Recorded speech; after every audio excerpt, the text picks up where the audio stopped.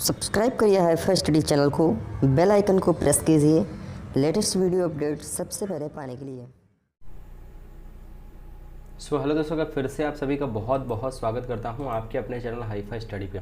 दोस्तों आज की जो वीडियो है वो आप सभी के लिए बेहद इंपॉर्टेंट होने वाली है। यहाँ पर मैं आप सभी के लिए लेकर के आया हूँ जो कि आपका पहला चैप्टर बनता है कि इतिहास जानने के स्रोत पाषाण कालीन ताम्र पाषाणिक एवं दैविक संस्कृति से रिलेटेड दोस्तों यहाँ पर जितने भी प्रश्न यहाँ पर बहुविकल्पी बनते हैं, चाहे वो आपकी वैदिक साहित्य से बनते हो, वैदिक लेक्चर से बनते हो, लिटरेचर जिसे साहित्य कहते हैं लिटरेचर से बनते हो, या वेद से बनते हैं, या आपके ब्राह्मण ग्रंथ जो होता है उससे बनेंगे, उपनिषद से बनेंगे, वेदांग से बनेंगे, सूत्र साहित्य से बनेंगे, स्मृतियाँ से बनेंगे। कहने का मतलब पूरे चैप्टर से रिलेटेड आपका अगर कहीं से भी कोई भी प्रश्न जो है वो आपका पूछा जाता है इस चैप्टर से रिलेटेड, तो दोस्तों पूरी की पूरी उम्मीद करिए यार कि इससे बाहर जाने वाला ही नहीं है। जी हाँ दोस्तों, इसके बाहर जो यहाँ पर मैं वीडियो लेकर के अगर चैप्टर फर्स्ट से रिलेटेड आपके कोई भी प्रश्न यहाँ से पूछा जाता है तो इसके बाहर तो नहीं जाने वाला है। तो वीडियो जो है दोस्तों बहुत इंपॉर्टेंट आप सभी के लिए होने वाले हैं। यहाँ पर 60+ क्वेश्चन आप सभी के लिए मैं लेकर के आया हूँ जो कि बहुत ही ज़्यादा इंपॉर्टेंट है। पहला क्वेश्चन यहाँ पर दिया गया दोस्तों कि प्राचीन इतिहास जानने के स्रोत क्या है। प्राचीन इतिहास जानने के स्रोत क्या हैं यहाँ पर, ठीक है ना। तो इसमें से कौन कौन सी ये जो स्रोत हैं, ठीक है, तो ये स्रोत इसमें से कौन कौन से ऐसे स्रोत हैं जो हो जाएंगे कि हाँ भाई प्राचीन इतिहास को जानने के स्रोत ये होते हैं। तो अगर हम बात करते हैं बेसिकली पहले स्रोत की, जो कि आपका धार्मिक भी हो जाता है, ऐतिहासिक भी हो जाता है और पुरातत्विक भी हो जाता है, यानी उपरोक्त तो सभी के साइड यहाँ पर चला जाएगा। अगला प्रश्न हो जाएगा सेकंड नंबर की प्राचीन इतिहास का धार्मिक स्रोत नहीं है। तो प्राचीन इतिहास का धार्मिक स्रोत कौन सा हो जाएगा, वो सल्तनत कालीन साहित्य हो जाएगा। सुपर फास्ट तरीके से हम लोग यहाँ पर दोस्तों इनको देखने वाले हैं। वेद का अर्थ क्या होता है, तो वेद का दोस्तों जो अर्थ होता है वो होता है जानना, ठीक है ना। वेदों का अर्थ होता है जानना। ऋग्वेद अपनी प्रकृति में है, ऋग्वेद जो है वो अपनी प्रकृति में है, क्या है, रचनाओं का संग्रह है। क्या है सर, रचनाओं का संग्रह। अगला हो जाएगा 5 नंबर, यहाँ पर क्या हो जाएगा 5 नंबर यहाँ पर कि वैदिक कालीन यज्ञों की वैज्ञानिक अधिभौतिक एवं आध्यात्मिक मीमांसा प्रस्तुत की गई। आध्यात्मिक मीमांसा जो प्रस्तुत की गई दोस्तों वो प्रस्तुत की गई थी ब्राह्मण ग्रंथों में। जी हाँ दोस्तों, किसमें, ब्राह्मण ग्रंथों में। अगला हो जाएगा 6 नंबर यहाँ पर कि ब्राह्मण ग्रंथ लिखे गए हैं। तो दोस्तों जो ब्राह्मण ग्रंथ आते हैं वो आपके जो ब्राह्मण ग्रंथ होते हैं दोस्तों वो आपके लिखे जाते हैं, किसमें लिखे जाते हैं दोस्तों, वो आपके गद्य में लिखे जाते हैं, वो पद्य में नहीं, सिर्फ और सिर्फ किसमें लिखे जाते हैं, तो वो गद्य में लिखे जाते हैं। अगला हो जाएगा गायन से संबंधित वेद हैं। तो भाई साहब गायन से संबंधित जो वेद आ जाते हैं, गायन से संबंधित, वो आपके शाम वेद आ जाता है। कौन सा वेद आ जाता है सर, शाम वेद के अंतर्गत आ जाता है। 8वां नंबर हो जाएगा यहाँ पर यज्ञानुष्ठान के लिए विनियोग वाक्यों का समावेश है। यज्ञानुष्ठान के लिए विनियोग वाक्यों का समावेश जो हो जाएगा दोस्तों वो आपका किसमें हो जाएगा, ऋग्वेद में हो जाएगा, सामवेद, अथर्ववेद या यजुर्वेद हो जाएगा। तो राइट आंसर यहाँ पर आपका यजुर्वेद ही हमारा राइट आंसर हो जाएगा। सर क्या हो जाएगा, ऑप्शन नंबर किसके साइड चला जाएगा सर, ऑप्शन नंबर डी के साइड चला जाएगा। आगे प्रश्न की यहाँ पर बात करते जो कि हमारा कहता है 9 नंबर के निम्न में से किस वेद में जादू, वशीकरण एवं तंत्र मंत्र के अनुष्ठान का वर्णन है। तंत्र मंत्र के अनुष्ठान या जादू टोना या किसी वशीकरण, ये सभी किसमें यानी किस वेद में है, इनका अनुष्ठान का वर्णन है, किस वेद में इनका वर्णन है।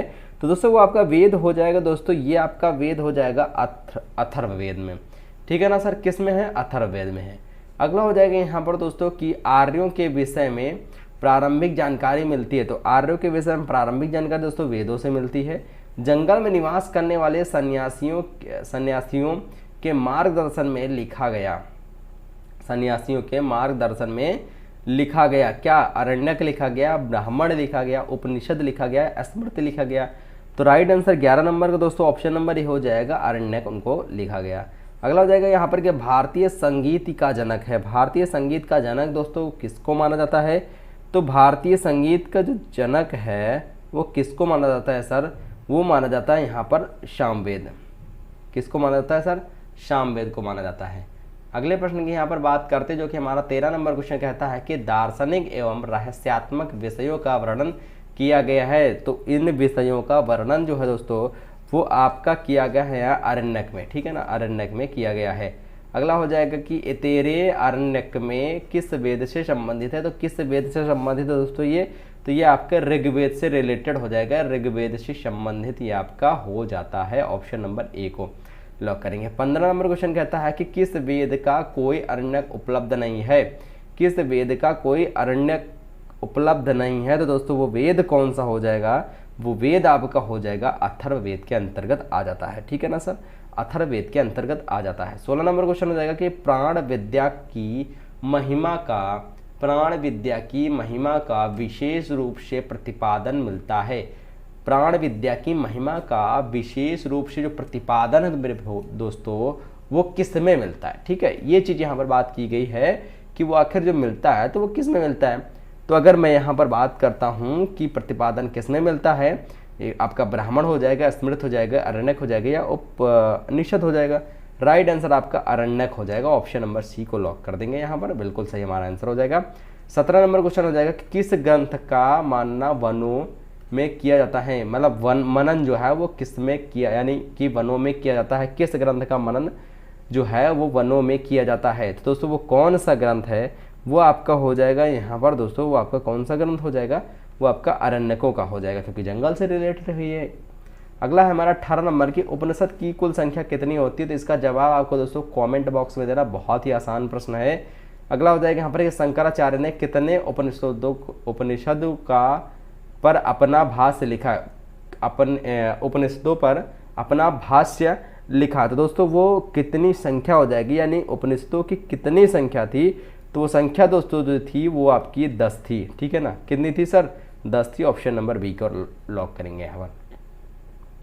अगला हमारा यहाँ पर क्वेश्चन हो जाएगा 20 नंबर। 20 नंबर क्वेश्चन कहता है कि वेदों पर भाष्यों की रचना की है, वेदों पर भाष्यों की रचना दोस्तों जो है वो किसने की है, तो वो दोस्तों जो हो जाएंगे वो आपके हो जाएंगे शंकराचार्य ने। किसने सर, शंकराचार्य ने। 21 नंबर क्वेश्चन हो जाएगा कि भारत का प्रसिद्ध आदर्श वाक्य सत्यमेव जयते जो है दोस्तों वो लिखा गया, सत्यमेव जयते दोस्तों जो था वो लिखा गया था, वो मुंडकोपनिषद से लिया गया था, मुंडकोपनिषद से लिया गया था। 22 नंबर हो जाएगा कि उपनिषदों की रचना की गई, तो उपनिषद जो थे उनकी रचना की गई है गद्य में, गद्य पद दोनों में, या पद्य में, या इनमें से कोई नहीं, तो भाई साहब ये आपका राइट आंसर हो जाएगा। यहाँ पर दोस्तों ऑप्शन नंबर सी को लॉक करके आएंगे हम लोग, क्योंकि दोस्तों यहाँ पर गद्य में भी है और पद्य में भी है, तो दोनों को तो लॉक कर नहीं सकते, इसी वजह से ऑप्शन नंबर सी यहाँ पर आपको ये भी दे सकता था कि ए व बी, ऐसे भी दे सकता था, और आंसर का नाम भी डायरेक्ट लिख सकता था। वेदांगों की कुल संख्या कितनी होती है, तो वेदांगों की जो संख्या होती है वो आपकी होती है 6 वेदांग माने गए हैं। कितने Vedang sir, 6। Option number A को लॉक करेंगे। अगला प्रश्न यहाँ पर हो जाएगा दोस्तों 24 नंबर। 24 नंबर क्वेश्चन कहता है कि वेदों के अर्थ को भली भांति समझने के लिए रचना की गई है, वेदों के अर्थ को भली भांति समझने के लिए जो रचना की गई है वो किसकी रचना की गई सर, वेदांगों की रचना की गई है। ठीक है ना, वेदों का अर्थ भली बात समझने के लिए हम वेदांगों की सहायता लेंगे, यानी वेदांगों की रचना यहाँ पर की गई है। 25 नंबर हो जाएगा कि निम्न में से वेदांग नहीं है, शिक्षा, कल्प, व्याकरण या ईश, तो इनमें से कौन सा ऐसा है जो वेदांग नहीं है। ठीक है, ये चीज़ आपको बताना, तो इसमें से आपका ईश जो है वो वेदांग नहीं है, बाकी व्याकरण, कल्प और शिक्षा ये सभी आपके वेदांग के अंतर्गत आते हैं। कौन सा वेदांग है यहाँ पर कौन सा वेदांग है, तो आपको मैंने बताया था वेदांग यहाँ पर ज्योतिषी, छंद और शिक्षा ये सभी आपके वेदांग होते हैं, इस वजह से ऑप्शन नंबर डी को लॉक करेंगे, यानी ये सभी को लॉक करेंगे। अगला हो जाएगा 27 नंबर की उपनिषदों के उपरांत कौन सा साहित्य प्रारंभ होता है, तो उपनिषदों के उपरांत जो साहित्य प्रारंभ होता है वो सूत्र साहित्य प्रारंभ होता है। सर किसको लॉक करेंगे यहाँ पर, तो ऑप्शन नंबर ए के साइड चला जाएगा। ठीक है, अगला हो जाएगा यहाँ पर 28 नंबर क्वेश्चन। 28 नंबर क्वेश्चन यहाँ पर ये कहता है दोस्तों, 28 नंबर क्वेश्चन यहाँ पर ये कहता है कि वैदिक यज्ञों का वर्णन किया गया है, तो वैदिक यज्ञ जो होते हैं उनका जो वर्णन किया गया है दोस्तों वो आपके कल्प सूत्र में किया गया है। किसमें सर, कल्प सूत्र के अंतर्गत वो आता है। 29 नंबर हो जाएगा कि गृहस्थ संबंधी संस्कारों का वर्णन है, तो गृहस्थ संबंधी जो संस्कार हैं उनका वर्णन क्या है, तो दोस्तों उनका वर्णन है गृह सूत्र में। कहाँ है, गृह सूत्र में हो जाएगा।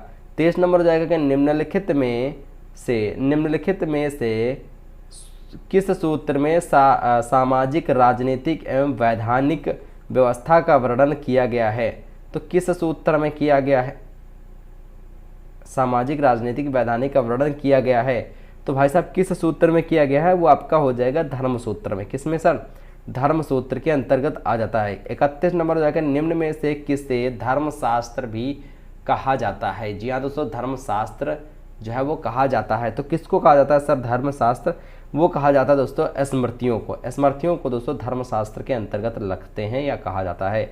32 नंबर हो जाएगा यहाँ पर कि सूत्र साहित्य के पाश्चात्य उदय हुआ। सूत्र साहित्य के पश्चात उदय हुआ था, तो किसका उदय हुआ था दोस्तों, वो भी आपका स्मृतियों का ही हुआ था।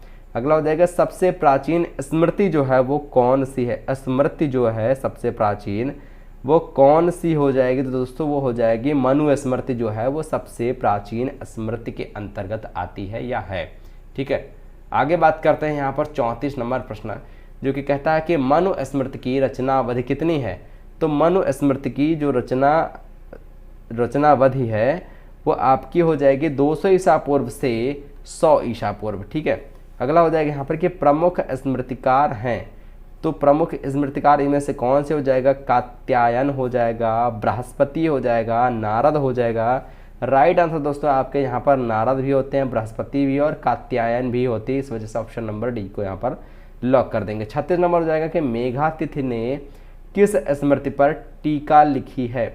मेघातिथि ने किस स्मृति पर टीका लिखी है, तो उसने किस स्मृति पर टीका लिखी है, तब वो आपका दोस्तों यहाँ पर हो जाता है मनुस्मृति। ठीक है ना, क्या हो जाएगा सर, मनुस्मृति।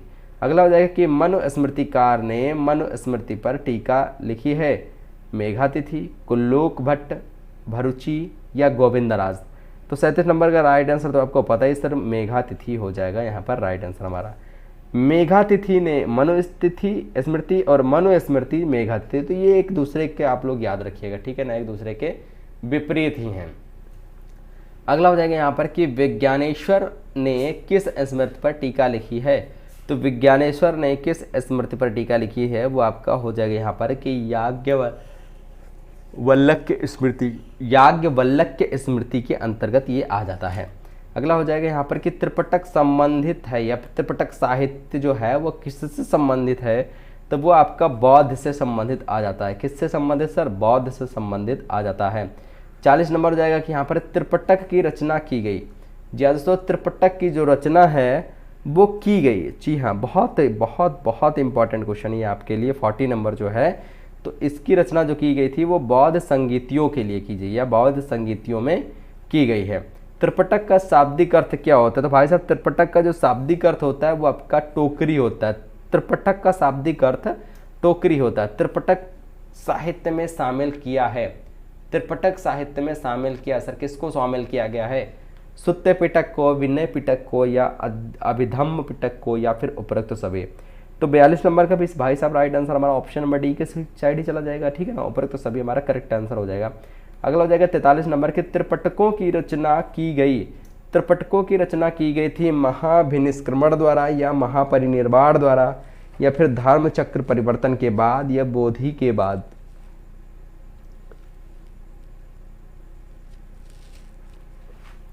तो भाई राइट आंसर यहाँ पर हो जाएगा महापरिनिर्वाणवाद के बाद। ऑप्शन नंबर बी को यहाँ पर लॉक कर देंगे। ठीक है, अगला हमारा 44 नंबर हो जाएगा कि बौद्ध साहित्य किस भाषा में लिखे गए हैं। तो बौद्ध साहित्य जो दोस्त थे वो आपके पाली भाषा में लिखे गए थे।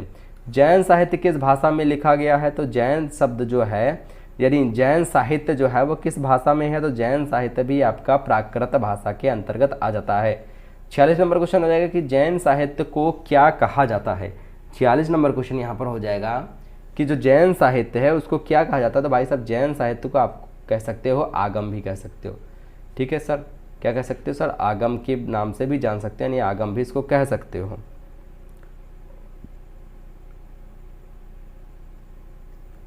अगला हो जाएगा 47 नंबर की आगम साहित्य की संख्या कितनी है। तो भाई साहब आगम साहित्य की जो संख्या हो जाएगी वो आपकी हो जाएगी 12 है। कितनी संख्या हो जाएगी सर, 12 संख्या हो जाएगी। 48 नंबर क्वेश्चन कहता है कि आगम ग्रंथों की रचना कब की गई है। तो आगम जो ग्रंथ हैं उनकी रचना दोस्तों जो की गई है, उनकी रचना कब की गई थी, महावीर के मृत्यु के बाद की गई थी। ऑप्शन नंबर सी याद रखिएगा।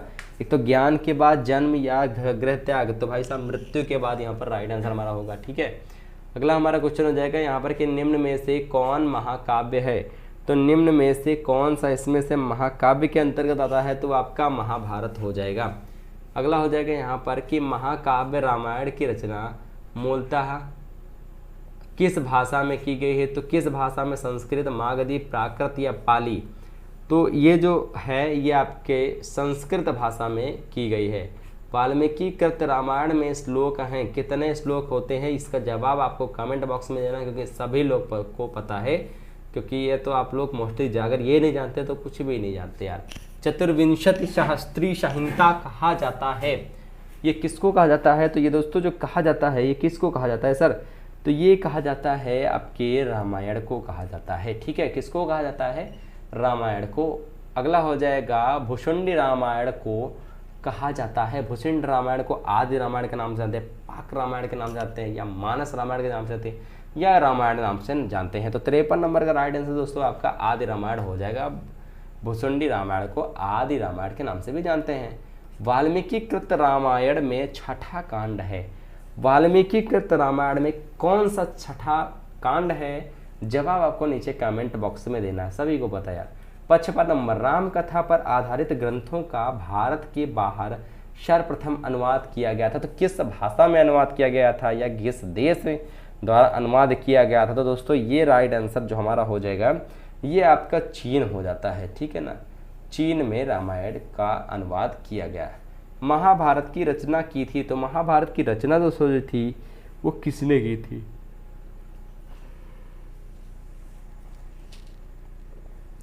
तो भाई महाभारत की रचना तो आपको पता ही है ना, ये अगर नहीं पता हो तो भाई साहब क्या पता होगा, महर्षि व्यास, बिल्कुल।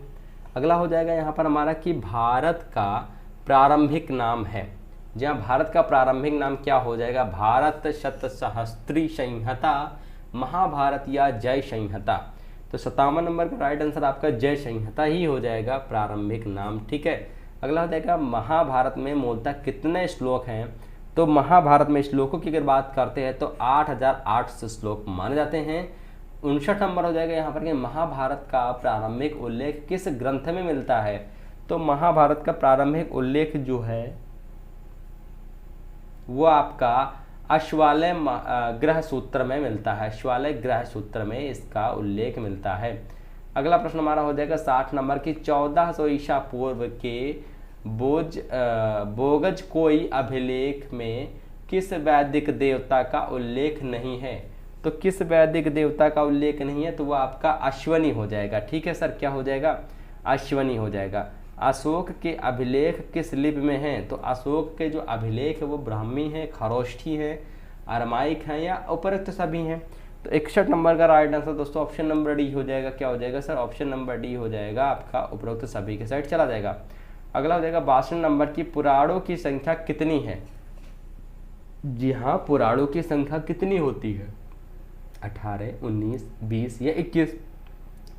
तो 62 नंबर का राइट आंसर दोस्तों ऑप्शन नंबर ए हो जाएगा। ठीक है ना सर, क्या हो जाएगा, ऑप्शन नंबर ए हो जाएगा, 18 हो जाएगा। ठीक है, तो दोस्तों ये सेशन था आपका, वेरी मोस्ट इंपॉर्टेंट सेशन था। उम्मीद करते हैं इसमें से काफ़ी सारे क्वेश्चन जो हैं वो आपने किए होंगे, और काफ़ी सारे क्वेश्चन जो हैं वो आपको आसान भी लगे होंगे, और काफ़ी सारे ऐसे क्वेश्चन होंगे जो आपने पहले से पढ़ रखा होगा। ठीक है, तो इस सेशन आपको कैसा लगा जरूर से जरूर आप लोग बताइएगा। इस वीडियो को ज़्यादा से ज़्यादा अपने दोस्त मित्रों के साथ भी शेयर करेगा। मिलेंगे नेक्स्ट वीडियो के साथ, तब तक खुश हो। जय हिंद, जय भारत, वंदे मातरम।